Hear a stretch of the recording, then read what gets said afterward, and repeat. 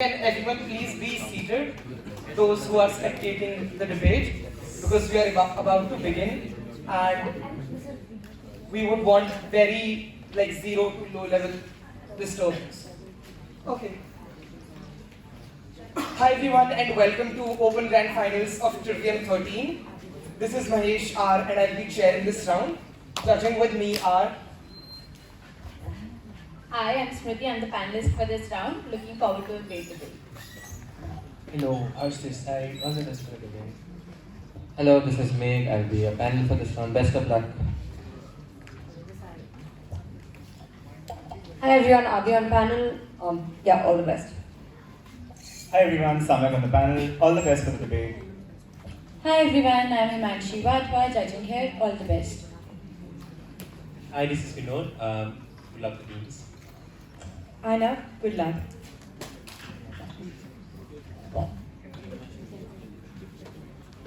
cool. On motion 3, I now call the House to order. Prime Minister here.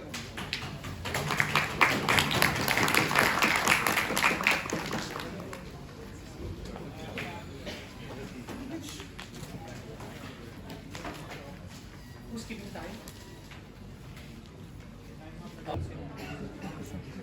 Hi, is this great? Audible?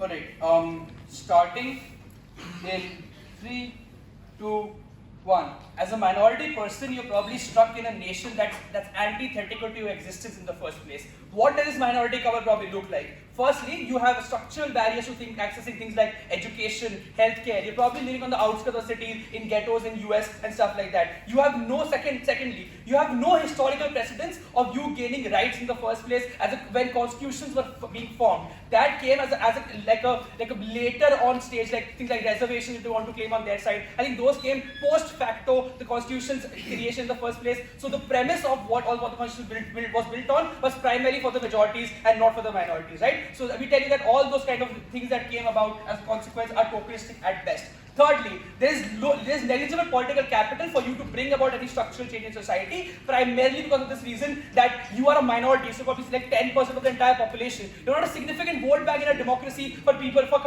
governments to cater to you in the first place. So the ability for you to go ahead and bring about change in society, be it in terms of policies or legal, are largely limited, right? And this is something that's true in status quo. So even when you had Barack Obama as president, you still had the BLM protests, you still had George Floyd, you still had the highest rates of incarceration in the US of black people at that point of time, right? Even in India, when you had a Dalit president, literally a Dalit person was literally killed in Maharashtra primarily because of caste issue. That's the kind of status quo we live in, that all these changes are primarily tokenistic and we don't think that's going to change on either side of the house, right?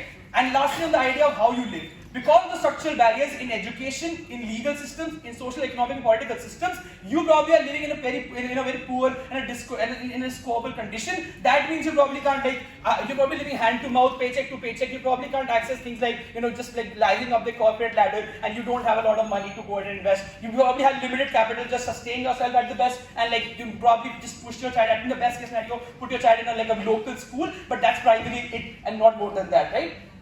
What is this debate about primarily and why the creation of children in of itself is a net harm? Because note that when you go ahead and you give birth to a child, you have absolute control over what the child eats. You have absolute control over what the child goes ahead and does, which kind of crowds they're exposed to, which kind of society they move in, and what kind of indoctrinations go on in their head. So political leanings, religious leanings are all trickled down from parents to generations to the children at that point of time, right? So at that point of time, in opposition wants to go ahead and claim that there will be structural change over time to help these minorities get out of the cycle of oppression and then just beat out this particular thing. That's why creating child is a net good. The idea is that even if that happens in the best case scenario, this is akin to slavery. Because note, you're using these people as a means to an end to get your objective of moving out of oppression in the first place, right? Because if you don't go and create this person, you probably don't need that particular end goal. But if you're looking at that end goal and you're creating the child as a tool to go and reach that end goal, because this person will carry forward your aspirations and your dreams and your fight for to come out of oppressed cycle, I think you're just using this person purpose as a means to an end, and that's principally unjustified for you to go ahead and do in the first place, right? That means that at a point in time when you know that there's net suffering in society for you as a minority individual, the existence of the choice in of itself is principally unjustified at all points of time, because no matter the benefit you can get, no matter the harm that you exacerbate, it's still akin to slavery, because if you're using the child as a prop to get to your goal at the end of the day. Right? Why is this debate happening from a framework of negative net utility? Because note that at all points of time, things that are objective in nature, so money, for example, and like things like my position in society, for like whether I'm the head of a council or I'm in like what the job I'm in, these are objective. You know that this, if you have money in society, you're probably happy in society, or if you don't have money, you're probably sad, right? Abstract concepts are subjective and dynamic. So things like love, if we're going to contest that, okay, love is good, and like you just want to carry on your legacy and stuff like that. All these things are subjective on how people interpret this in the first place. But secondly, the changing definition of how love is supposed to be through things like, the social media and mass media culture, and how that changes over time when more and more liberal values and conservative values fight on these particular abstract concepts of how you should perceive morality, and these abstract concepts means that at a point in time we want to argue those kind of things. We think that that's not the debate where the debate can happen, because it's subjective and dynamic. So this debate has to happen from the point of view of where you can get, where you reduce the suffering of society as a whole. That means net suffering is something that we need to debate this motion on. But the second analysis of why this debate needs to be happened in that particular framework is that you never have epistemic access to know what the other person is going through, right? So you never know whether the other person is suffering and to what degree are they suffering, because you can't ever know what's going on in a person's head, right? At that point of time, the only way to reduce suffering as a net in society is to not allow this particular problem to exist in the first place. That is why you should not go and create this particular child, because if you do that, this child might be happy, might suffer. But I think we think the net negative that you can possibly create outweighs the positive, because the positive is also akin to slavery, like I proved to you, right? Even the best case scenario. That means on both metrics, we think we stand to win this debate. Primarily why this choice should not exist, and even this choice exists, why you should not make this choice, because it's egalitarian a framework and you create more suffering in society, right? At that point of time, what is the actor incentives and actor objectives in this debate which we're going to talk about, right? This is more on a pragmatic level. Firstly, every child requires some level of investment in terms of you putting money into their education, into their health, and all that jazz, right? The idea is very simple, that this is an opportunity cost, because note that resources on earth are limited. You have a limited amount of resources that you can take out of climate, and literally, that's pretty much it. That's resource limit. I think this is fair enough to say. The idea is that We understand that minorities go through a lot. Why is it a burden on minorities to be perfect? Burden should be perfect? I don't understand that. So the idea is that this is an opportunity cost that you're incurring on yourself, right?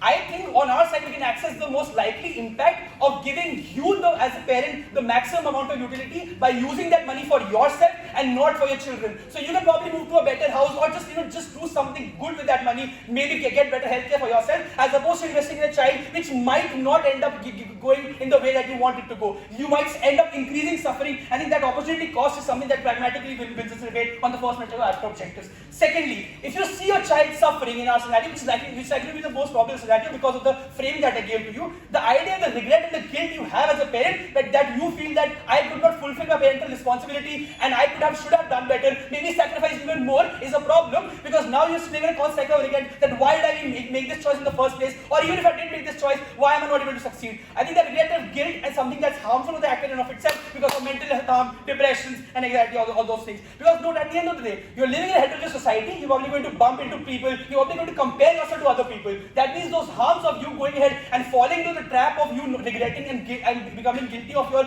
actions will always be exacerbated. And I think for all those reasons, we're proud to push.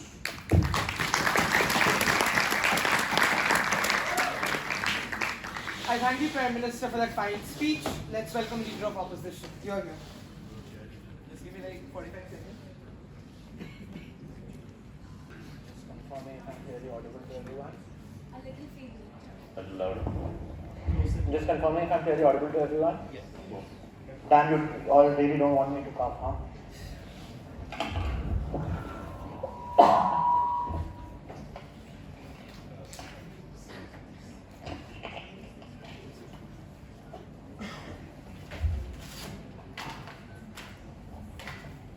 Before starting, this is Garv going as Elo. No preferred gender pronouns. Otherwise, I just raise your hands. Please don't interrupt verbally. It will be around the 5-minute mark.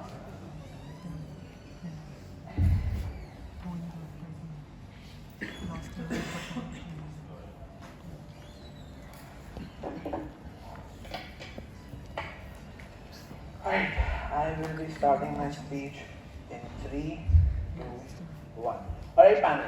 Let me tell you, when they tell you why the government's model is flawed, right? They tell you that there are multiple structural barriers that prohibit you, as in the minority couple, from having things like education, right? You need to understand that at the end of the day, if we were to run with that concept, all of minority communities from all across the world would never want to continue living. You need to understand that the reason why America is called land of the free, despite all the systemic racism and oppression, is because people dream, people hope. At that point, panel, you need to understand that all they're pushing towards you is the nihilistic perspective, because you don't have the capital to make a change. If that was the case, panel, I don't think AOC would be as celebrated as she is today. You need to understand AOC came from absolutely the most downtrodden parts of society and essentially is making change today in the world. You need to understand when they tell you that best case is that you are poor and can send your child in local school, we're telling you that that's still better considering if you're someone who's essentially an immigrant, who's essentially a refugee. You need to understand, panel, they say that kids are being used as a way to uplift yourself.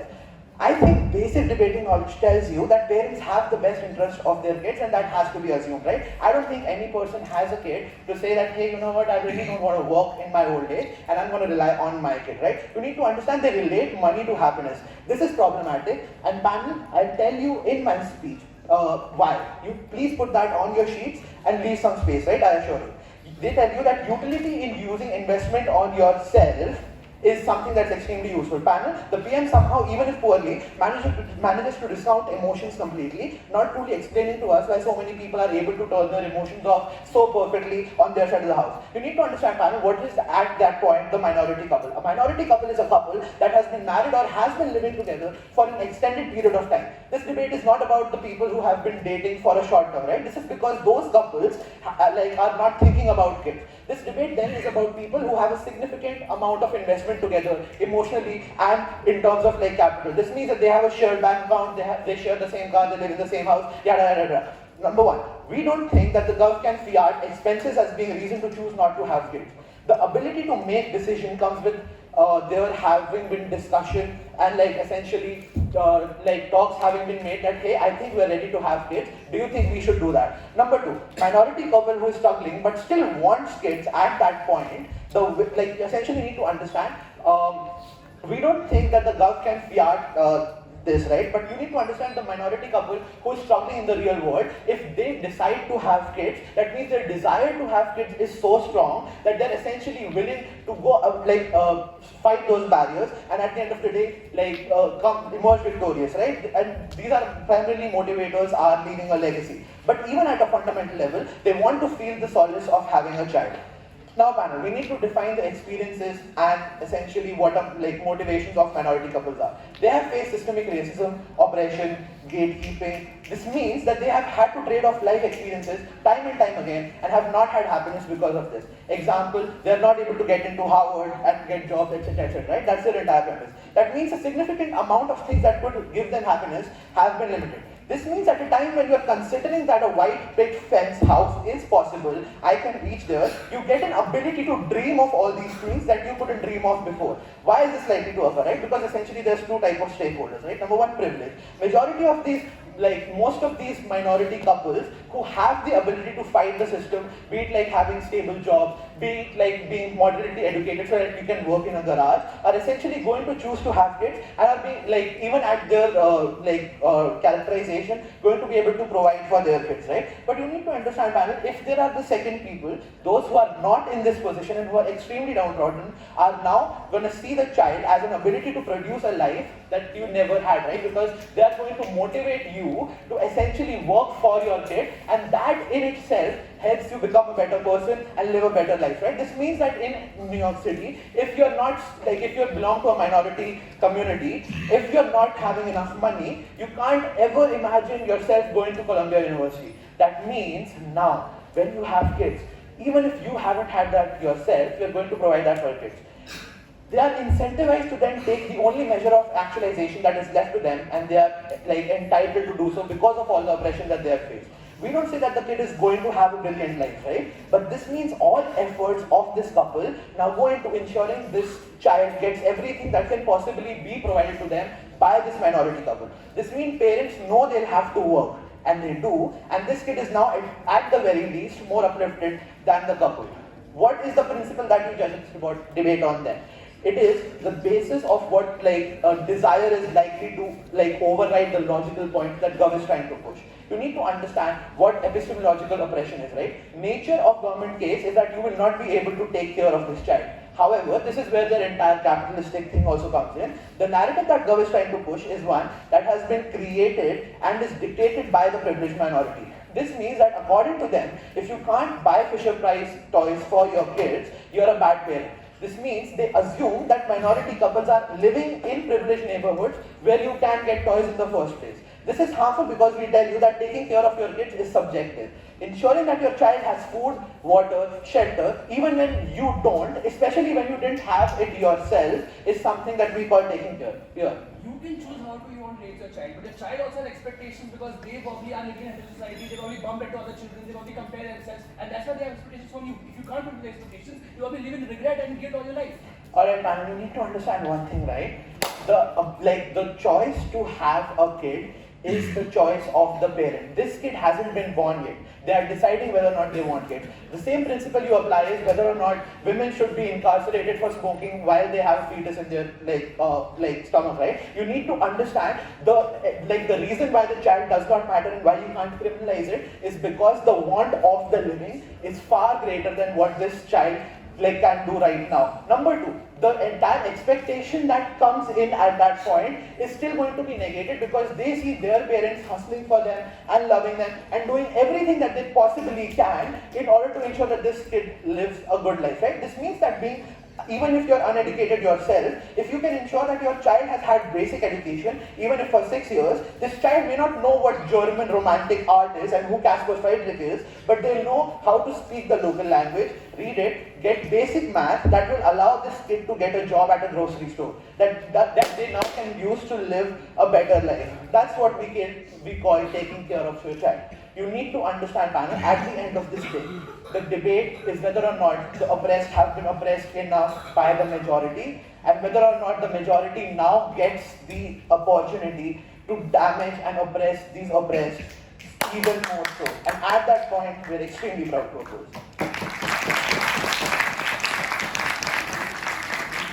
I thank the leader of opposition for that fine speech. Let's welcome the Deputy Prime Minister.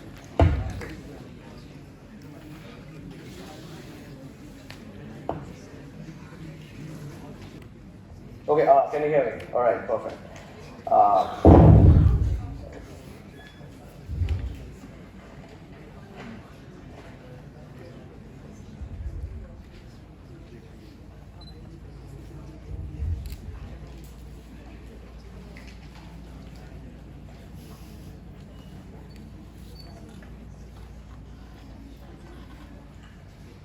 All right, starting in 3, 2, 1. The reason why hope and aspiration doesn't work is because they never materialize in terms of why that is likely to happen in the first place. Just because this one AOC, there could be like 100 other Hispanic women who perhaps could not make it to the top. The very fact that you had only one black African American president in like almost 300 years of history tells you that in the vast majority of instances, you're not likely to succeed, and the vast majority of instances you're likely to be bogged down by the structural reasons that Angad gives you in the first place. Things like you're a demographic minority in the first place, or say for example your existence is antithetical to the state, or say for example there have been historical laws that it's difficult for you to repeal simply because you can never reach the political, the critical mass in the first place to begin with. Could be like say for example your limited economic means, which means you live paycheck to paycheck. It's difficult for you to engage in protest because that other means you can't able to put food on the table. All of that essentially means that your ability to effectuate change is comparatively way less. They can't simply say because 1 or 2 individuals succeeded, why that's likely to happen in the vast majority of instances, because that has to be the only metric on which you can adjudicate this debate on. But secondly, I think they also say that this couple has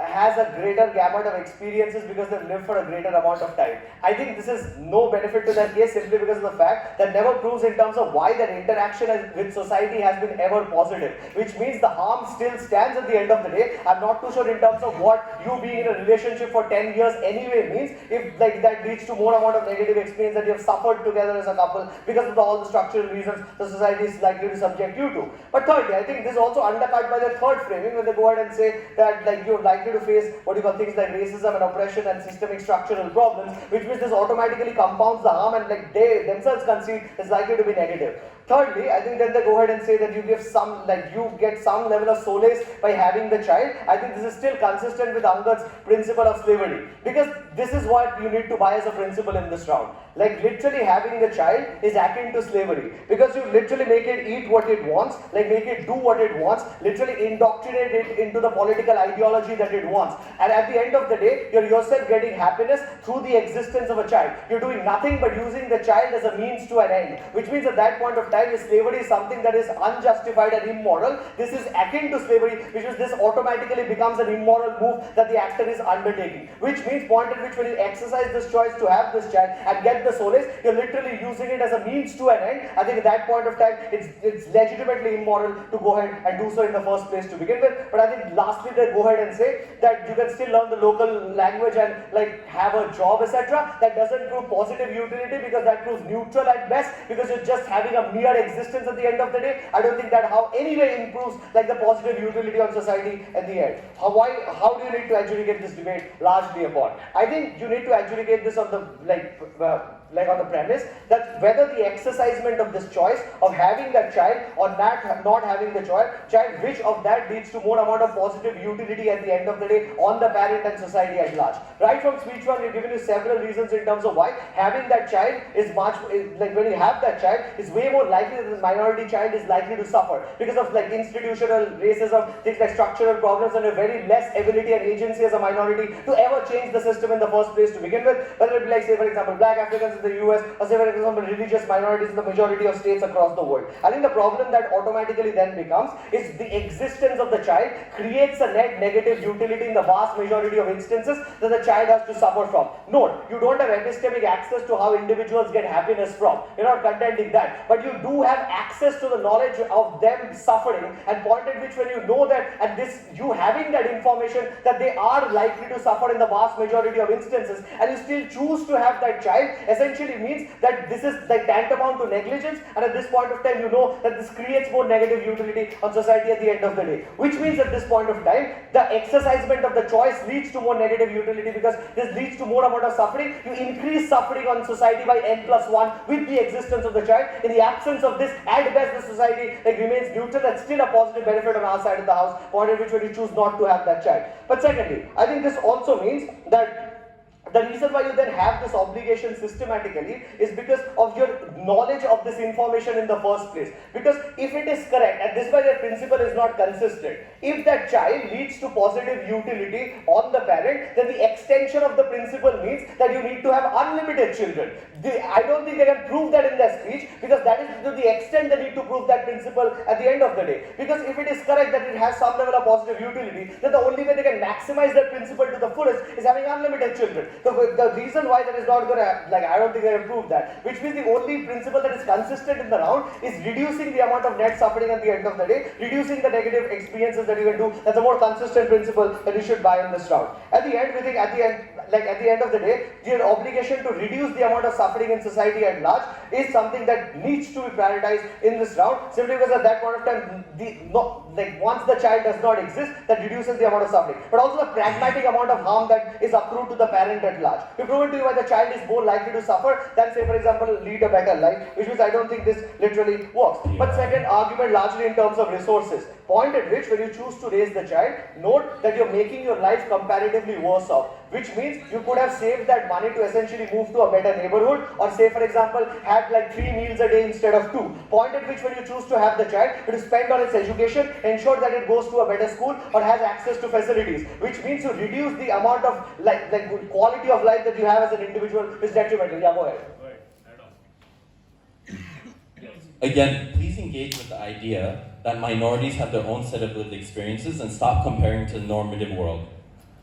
Sure, but like you can't be in a vacuum. That's literally what we are saying for speech one. You're in a heterogeneous society in which you have to face these problems significantly throughout the day. You can't create an island or an individual state for yourself. It's largely like you are in a heterogeneous society, but these kind of microaggressions, interactions with the majoritarian community leading to more negative experiences always happen. So like even if you so-called create this vacuum of experience, I'm not sure how that's likely to happen. More likely that these heterogeneous interactions likely to lead to negative experiences. Which means when you have this child, you have to spend on it, ensure that its education, and essentially care for it for a large period of time, which is to reduce the quality of life that you have as an individual yourself, but also means that you reduce the resources that you could otherwise use for your own benefit, which means there's no speculative, which means the benefit on their side of the house of the child succeeding or not is speculative, but you benefiting your life as a parent right now is an objective benefit that you can get by preserving those resources and using it on yourself to improve that your quality of life and present. Say for example that you move to a better neighborhood. I think that utility that you can accrue to yourself as a parent or that minority couple indirectly is a more direct benefit that you can get. The speculative benefit of having the child, which we prove at the end of the day is largely likely to be negative. That is the reason why you should not have this n+1 increase suffering in the world by n+1 and not have this child and reduce that suffering. Insanely proud to the folks. I thank you, Deputy Prime Minister, for that fine speech. Let's welcome DLO. Here.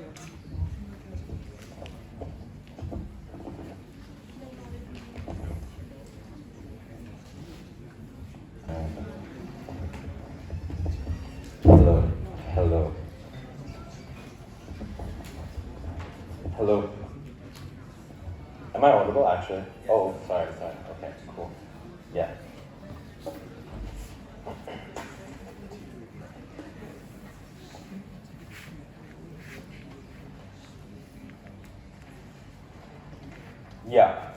Before I begin, I would like to give a great shout out to my teammates for taking me up to here. It's a special place to be here. Again, I've been saying it is honestly an honor to be debating offline, and yeah, thanks for just genuinely listening to me. It means a lot.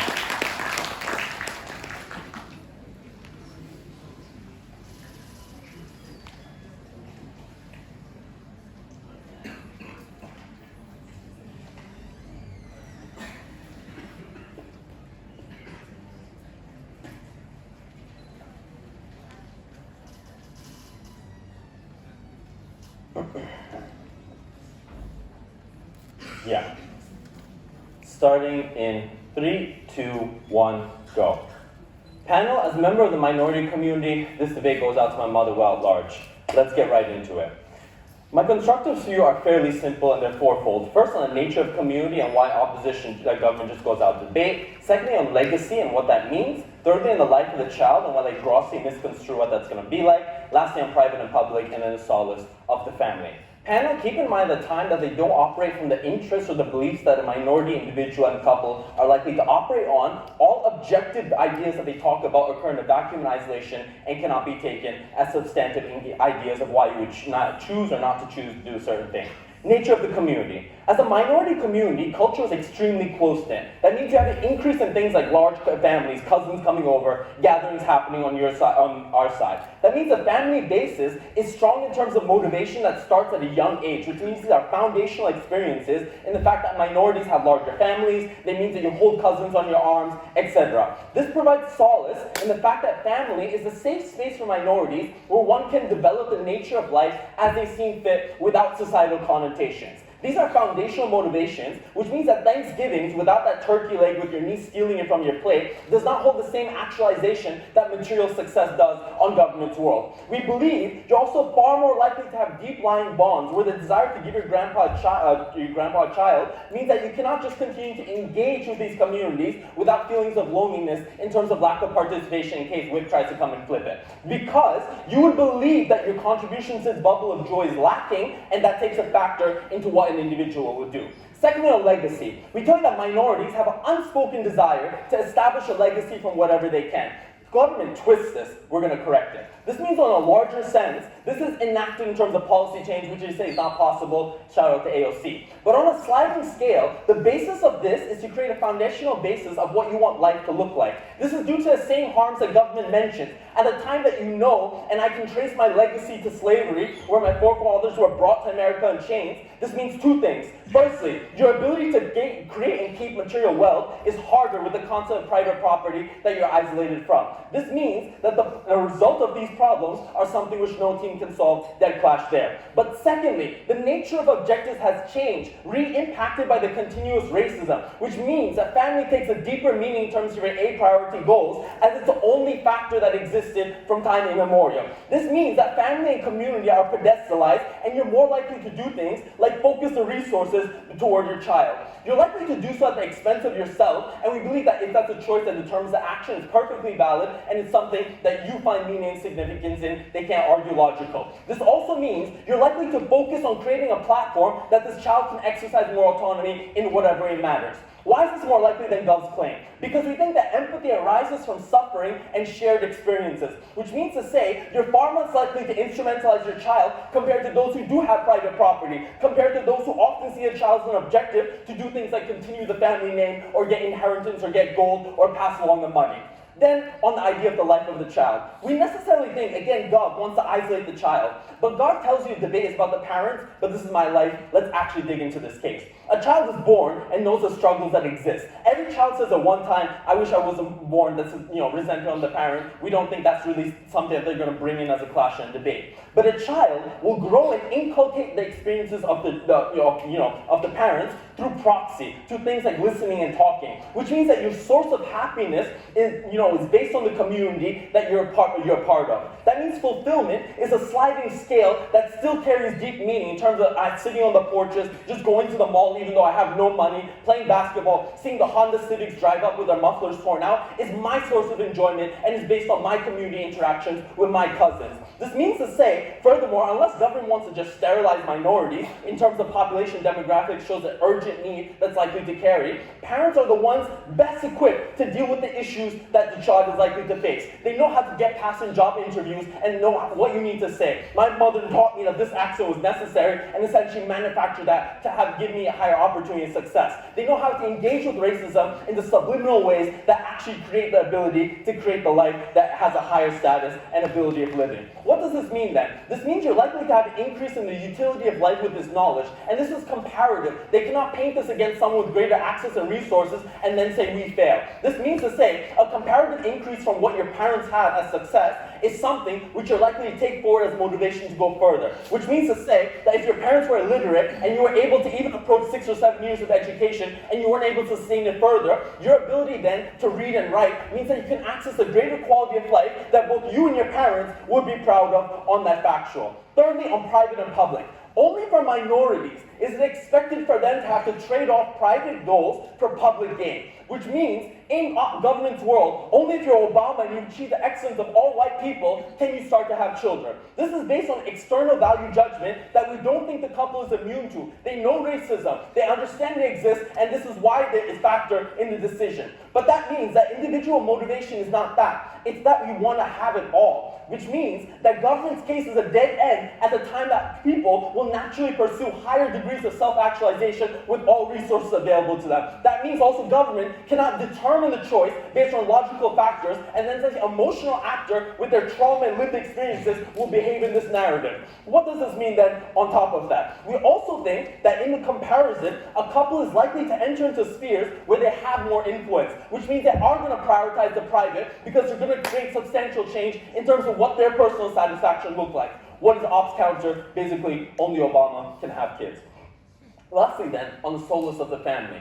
The ability to build life, and this is where I really break government's case, the reason you have children is because you envision an individual living life that's better than yours, which means that even in government's most uncharitable example, we said this provides an aspect of life that particularly provides more fulfillment, and we directly clash with even the logical ideas. This means the comparative benefit of resource allocation gives no fulfillment at the time that you have no ability to actualize this in ways that are meaningful. This means to say a minority parent is far more likely to find fulfillment in the fact that I'm able to acquire this, or I was not able to feed or get meals myself, I'm able to establish that for my child. We think this shows two things from the comparator. A, that empathy is going to be there and processing, and we also think that logically you cannot sustain this behavior of a parent's actions and then have that in a binary. This also means necessarily that the resource allocation that they talk about, they first say that that's what you should do, then say it's impossible because America's constitution is messed up. At that point, we say that we take the resources we have and we are likely to actualize that in ways that are meaningful. What do we need from GovWith, even though it's way, way too late? We need an idea and understanding of what minority experiences are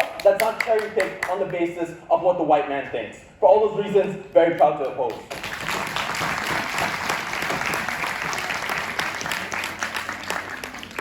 I thank the DLO for that fine speech. Let's welcome government whip. Here, here.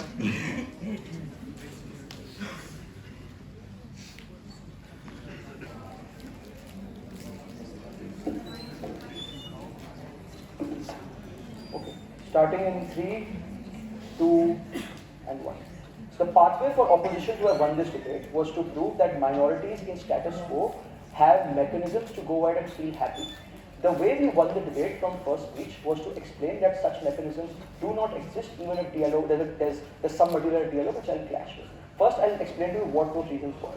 The first thing we told you is that you are a product or you're facing generational poverty. These are things that have continued for centuries, and it is significantly hard for you to opt out from Aradome's own mechanisms, which suggest that you have inherited property or you have inherited things from your forefathers. As long as that is true, this is a continuous cycle of sadness because you do not have resources. The problem is that the child becomes the extension of that identity to the extent that sadness becomes more and more for the simple reason that these minorities do not have mechanisms to go and feel happy because of the fact that there is absence of wealth. But the second thing to say is that wealth gives ability for you as a minority, and things like you feeling happy in a community makes you believe that you are probably happy on this planet. The problem is that individuals or a minority couple do not have mechanisms to feel happy for the simple reason that they are being constantly reinforced by an antithetical state that their identity is less superior to the identity of the majority. So even if they say that AOC is rising, the problem is that the way in which the US state was constructed was by literally popularizing the white and believing that whites were the reason and whites were the major occupiers of private property in the United States. Even if movements exist, we think these things are deeply entrenched within people. The conclusion of all of this is that it is significantly hard for these minority couples to opt out, which means that the child becomes the extension of the identity. Let's clash with this against DLO. I think the first thing DLO points out is that presumably you can have family as a mechanism when you can go ahead and feel happy. It's unclear why that is true. The first thing to point out is that families presumably also put pressure on you. This is literally our case from first speech at the point where we explained to you that this undue pressure can often mean that people are not able to meet those expectations for the simple reason that presumably they have alternative needs that they have to fulfill too, for the simple reason that this is a heterogeneous society and its minorities do not live in isolation, and that breaks the deadlock because Ock can't just simply run away by saying that people finding happiness in just family means that they're not sad at all, for the simple reason that they still have to interact with mainstream society. Presumably when you see your child going to school or your child being called a black by so many white people, you constantly feel sad with the belief that your child is suffering. This is why we think that there is more and more parental regret, and there is more regret within families at the point where they realize that they have placed more undue expectations on their child, and their child is suffering as a consequence of the identity that they lent to that child, which means that the parents or the family becomes complicit in the suffering of the child at the point at which this child continues to suffer the harms of racism in structurally oppressed countries. The thing I want to point out is that LO concedes this in framing at the point where they argue that these people, or i.e. minority couples, are facing oppressions, and this is where we explain that there is there's less happiness. I think this is the most important material in the debate for two reasons. The first thing I want to argue is what this does is, so the correct moral framework to judge this debate was to reduce the net amount of suffering on this planet. We think number one, they do not explain why that's the case at the point where we argue that even if there is some happiness, or there is some amount of happiness that might still exist, we think at the point where it is significantly harder, at the point where the mechanisms which solve suffering are unsolvable, or rather these mechanisms do not work, we think the only way to stop suffering is to not have a child in the first place. or to not give a reason to people to cause suffering in the first place. This was true for 4 reasons which Angad laid out to you, which went unengaged. First, you are a cog in the wheel. Even if there are social movements that are rising, you are still one individual within that specific movement. The ability for your experiences to be represented uniquely in the entire movement is unlikely to the extent that protests are not representative of every individual experience, which means that you as an individual parent still do not feel represented in the movement or in the grand scheme of things. But the second thing to say is that as long as the state is antithetical, we think you constantly have the regret of the fact that you gave birth to this child. This means you are actively complicit with the suffering, and this is why we think that this act is actively committing a crime in status quo by structurally having a child in the first place. This is the most important thing in the debate for 2 simple reasons. First, I think at the point where at the exercisement of your choice causes net suffering, we think it delegitimizes the idea of having the choice or exercising the choice in the first place. So for the simple reason that the reason why you make a choice is to generate positive utility in society or positive utility for yourself. The problem is that even if some amount of positive utility exists in their best case, if this choice creates some negative utility, we think parents constantly question themselves and individuals constantly question themselves for exercising that choice for the simple reason that they were the reason for creating that net amount of suffering in society at the point at which they exercise that choice. This is why we think that the exercise of this choice is inherently illegitimate at the point at which this causes net suffering on the planet as opposed to net positive or positive things for the vast majority of people. I think this wins us a debate because this explains that in the vast majority of cases this actor suffers more. But on the pragmatic, which also goes unengaged, yeah, sure. You say identity is lent to a child. This is ludicrous. Your case is that you lend being black to somebody and being black is sad. Yeah, no, being black is not sad. It's just the way in which people live. The problem is that it is unjustified for you to extend the identity that you have to another person, because till the time that person is not born, there is no identity that is attached to the person. The problem is when you give birth to the child, you attach that specific identity to the person. Note, it is not a bad identity, but the problem is that having this identity in and of itself means that you face massive repercussions in society, and that is literally why you need to not have the child in the first place, because it is significantly hard for you to go ahead and protect this child from the harms of racism in the first place. And this is why you think they are losing the debate. Let's talk about some positive outcomes which also win us the round. The first thing I want to argue is that there is huge investment that you as a parent need to make at the point where you go ahead and have a child in the first place. The simple thing I want to note here is that this choice is a permanent choice which cannot be reversed for the simple reason that you can't just stop being parents of a specific child. The problem is that this choice is a significant thing that you have to make, and it is significantly harder for you to envision the circumstances or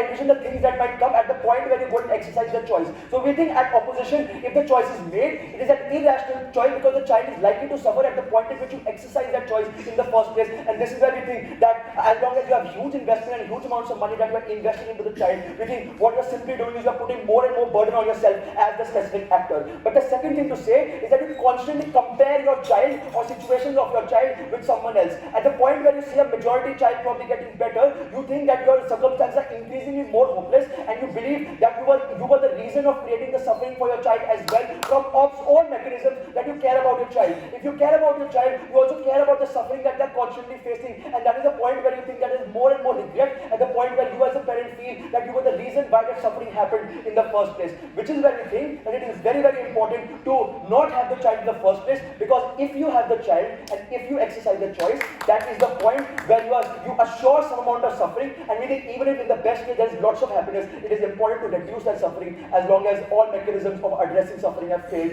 in the world proud to propose.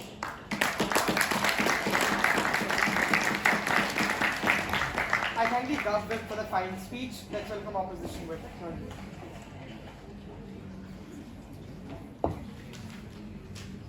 I think I'm audible to everyone. As is ready? Cool. Op team, Garv team ready? Cool. My name is Srijit Talukdar. I am the opposition whip for this debate. Before I start my speech, huge shout out to the CAP, the OC, and everyone who's here. Huge shout out to my teammates, Aradome and Garv, and huge shout out to my friends on the opposite sides. Yep. With that being said, cool. Starting in 3, 2, 1. Panel, this is an actor's motion, which means that if the house that proves you that this actor will be better off, rather at least even marginally, that house takes the debate. Problem with the proposition is that proposition only, like being the stakeholder and the actor being a minority couple, the proposition only takes into account subjective utility, right? They completely disregard the fact that emotions exist in a couple, and when you are having a child, it is not always based on economic measures, it's also based on emotional response that you get. At that point, by extension, when Rito tells you about, oh, you should have unlimited kids, by their own case, minorities should just cease to exist, because guess what? Nothing's getting changed in your life. You are still screwed by the normative society 10 ways to Sunday, right? We think that that's the level of extreme that is naturally out of the debate. What do we tell you from the get-go? And this is what you get from the Garv speech. One, the nature of the couples in and as of itself. We tell you that that at a point in time when a couple has taken the initiative or taken the jump to go ahead and have a kid, there can be two types of stakeholders now. One, minorities who to some extent has already broken the glass ceiling. That means to some extent they're able to provide the life, they're able to some extent shield their kids from racism, to shield their kids from some extent, send them to better schools, send them to better institutions of opportunities that you get. We think that they're out of this. We think they're out of this debate. That comes in Garv's speech, virtually goes unresponsive. What proposition team then hedges their entire case on is that the people who are essentially poor. So by their metric, anyone who's poor essentially again should not have kids, right? At that point in time, we think that's incredibly problematic case to run with in the first place, right? We tell you that what the nature of minority communities is, and we think that's the first clash. According to proposition side, like minority communities are nihilistic because they already understand that they are under a systematic racism and they have zero met as to climb social ladder. But they then suddenly tell you that the kid is the only tipping point of you, kid is the only opportunity cost of getting to that level of success. We have zero mechanization as to why not having a kid. Suddenly those resources increase, suddenly you're able to break every single social barrier in the first place. And that is where Aradome's characterization of how a minority community and a minority family looks like essentially comes in place. This means that minorities across the world, no matter in which situation they live in, they're essentially a tight-knit community in the first place. That means, to some extent, yes, even if we can't solve racism on our side, to some extent the kid is shielded, right? To some extent, the child and the couple is shielded from just brutal oppression left and right? Debates, you cannot hedge debates on extremes, right? We are not saying that racism exists, racism doesn't exist, but on their sides, racism is so bad, essentially you have no right to live in the first place, right? Secondly, the second clash is the nature of nurture that's going to happen, nature of nurture that happens in terms of kids, right?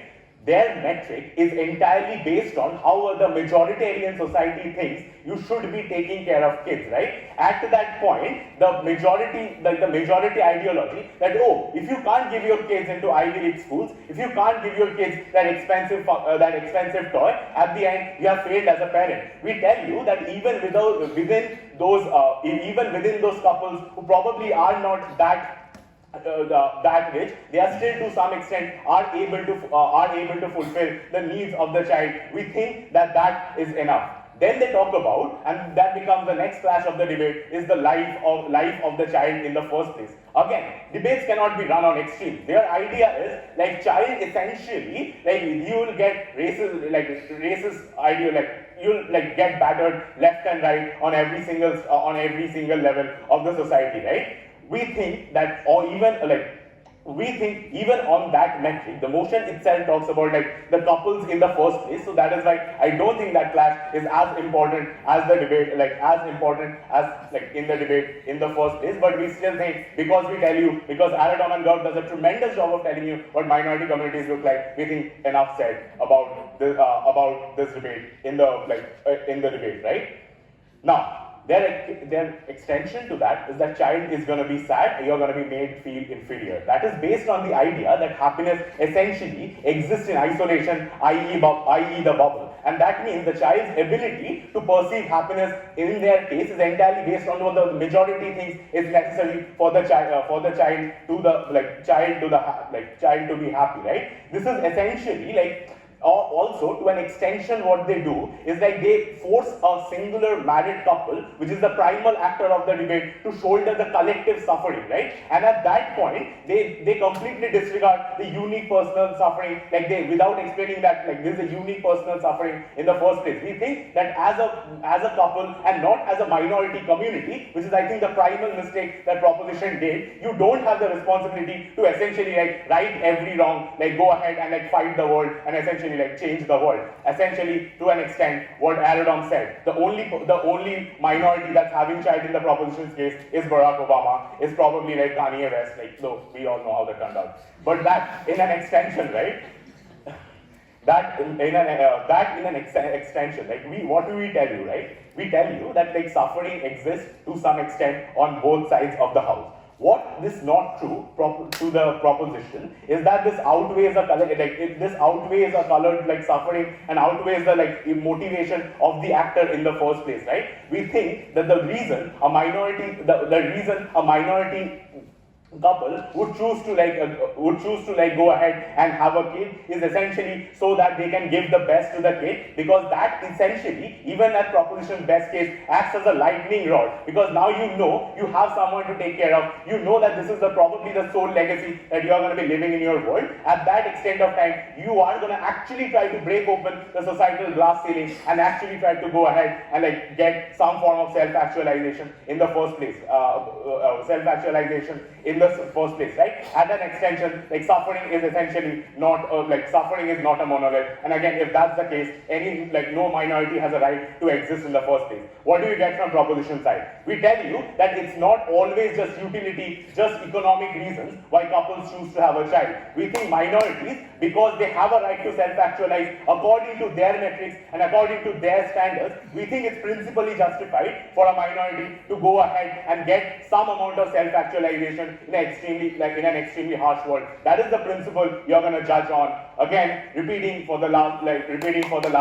In proposition's case, minorities probably stop existing in about 100 years. In our case, they are actually extremely happy, at least marginally. For all that reasons, extremely proud to oppose. Thank the opposition whip for that fine speech. Let's welcome opposition reply. Here.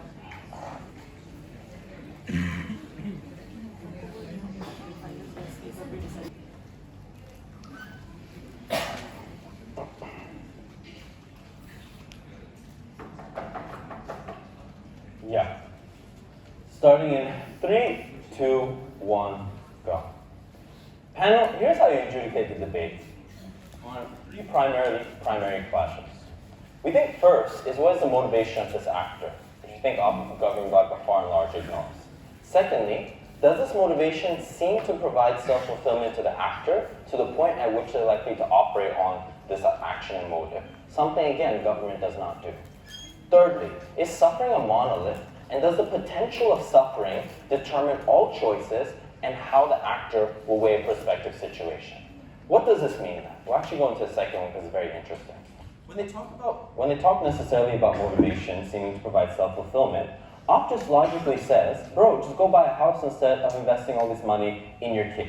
But even in the best case, we tell you that the concept of happiness is heavily based on your cultural heritage, and more so for minority communities. We don't make this a squirrel in the fact that we tie this to the ideas and the way that you manufactured happiness and you inculcated it through your life was dictated by the basis in which you face this oppression time and time again. Which means to say, the decision to take this child, which we fleshed out from Garv's speech down to Srijit, is based on this nexus of how I've interpreted what this happiness looks like.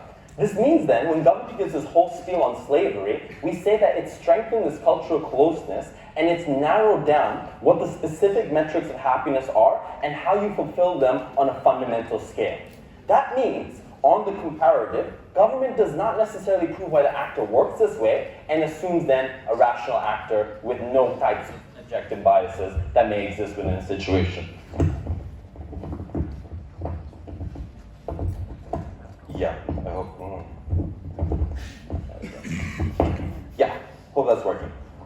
Next thing is about whether suffering is a monolith and how does the potential of suffering determine all choices. More importantly, about how the actor weighs this.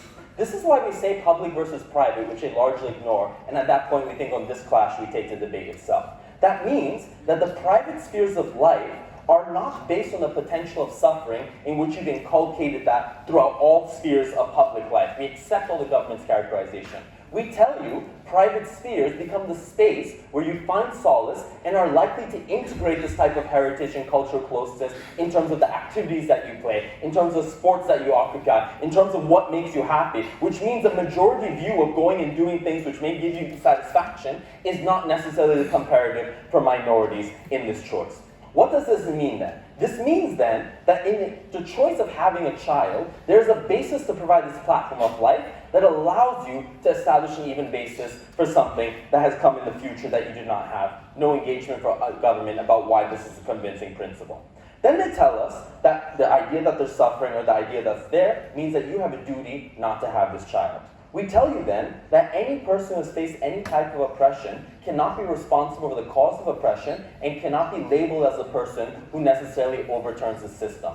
Even if they wanted to argue that, they must have necessarily proven to us that this couple choosing not to have so changes the status quo in its entirety. This again isn't their motion. Lastly then, on the motivation of this actor.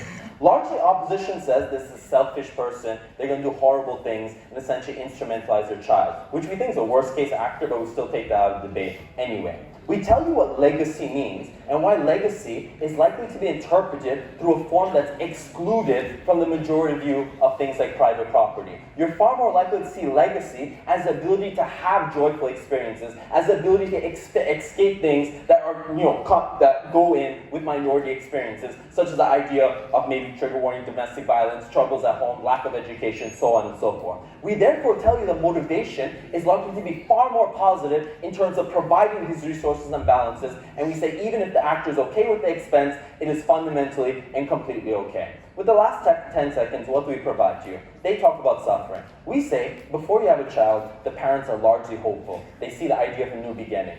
During the pregnancy, they're often very happy. They see this as the progression of creating life at a basis through which systematic oppression has much less of an influence, which Srijit explains. And lastly, after they have the child, they often find solace in this creation. That means even if they're sad down the line, on the comparative, we get far more happiness, and we'll prove to you that the actor is likely to think this way too.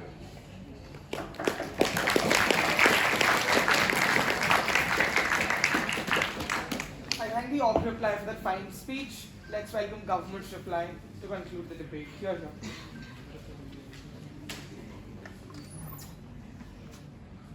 Alright, starting in 3, 2, 1. Firstly on the actor, secondly why this creates, on the utility, lastly in terms of morality. Firstly, in terms of on the actor. The problem with side opposition in this round is, they envision of this community and this private space so-called existing in terms of shielding this minority for the entirety of the duration. The problem is this doesn't happen right from speech 1 that we established, that you have to go to the public sphere to interact with other people in society. You necessarily exist in a heterogeneous society, which is you can't lock yourself in the house 24/7. If they literally want to play a sporting match and do all of that, they necessarily have to access public utilities, which is to interact with the heterogeneous society at large, which means this entire thing of community shielding that you can get so-called solace in the private space for the entirety of the duration does not hold, because in our way in terms of why the greatest amount of time you're likely to spend in the private space than say for example in the public space, where all your benefits in terms of education, going ahead and interacting with society at large are likely to actualize, which means that those heterogeneous interactions are likely to happen, and that's why that activates all the harms in terms of why you're likely to face as a minority for society at large. But the second thing that they go ahead and say is in terms of utility, right? The only positive utility that they go ahead and push forward is to say that you have the fulfillment of the sliding scale. That's to say, even if you are illiterate and your kids studies till class 6, something that's likely to be beneficial in general. There's no way in terms of why that marginal increase in positive utility overrides the structural negative experiences that are likely you face as a minority. Because when you're not isolated from society and when you have to live with that heterogeneous society at large, to tell you the very fact when you have that sense of regret that you are not able to get to that say better school, when the state is continuously against you, and at that point of time when you have to face structural problems and racism, I'm just unclear in why those marginal positive experiences that you're likely to get are likely to override those gamut of negative experiences that society is going to thrust on you. If they had to win the debate, that weighing had to come in their speeches in terms of why those sense of positive like hope and fulfillment come out. The third thing why it doesn't work, because of the internal contradiction. If racism etc. have existed structurally, suddenly how does that change into a positive sense of hope that they can envision is also not clear. How do they ever reach this inflection point to have that positive sense of hope and the positive outlook? That inflection point is also never proven in their speeches, which means at that point of time it's just structurally unclear how you can suddenly like another day like wake up the next morning and envision a positive outlook or hope towards life, which means it's just unclear in terms of why at the end of the day they're ever likely to opt into that positive outlook and have that like so-called satisfaction. You can't base this arbitrarily, like say for example like you're like subjectively likely to feel happiness, because I don't think you would weigh this debate on it. The way you weigh this debate is on the utility metric that will push you forward in terms of why the creation of this child and the like it's certain that there's going to face more amount of suffering in the world, which is increased suffering by n+1, and that creates a negative utility on society. That is comparatively more clearer to weigh in this round, because at that point of time means that the exercisement of that choice created that negative utility. That's why you should have not exercised this choice in the first place to begin with. Then they say that well, minority should cease to be distributed and should have the right to life.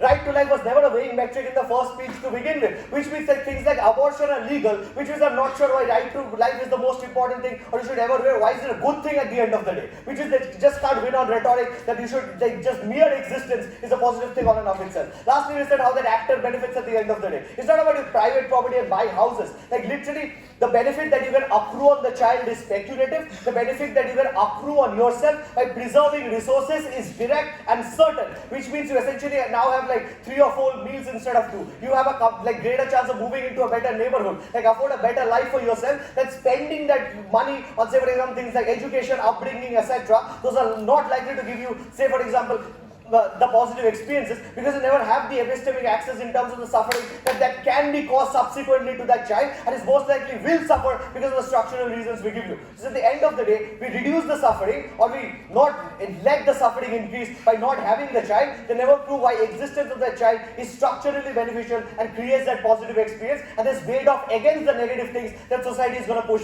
on that child for those reasons proposed.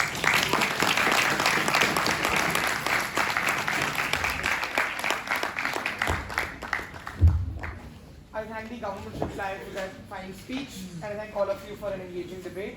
Thank you so much.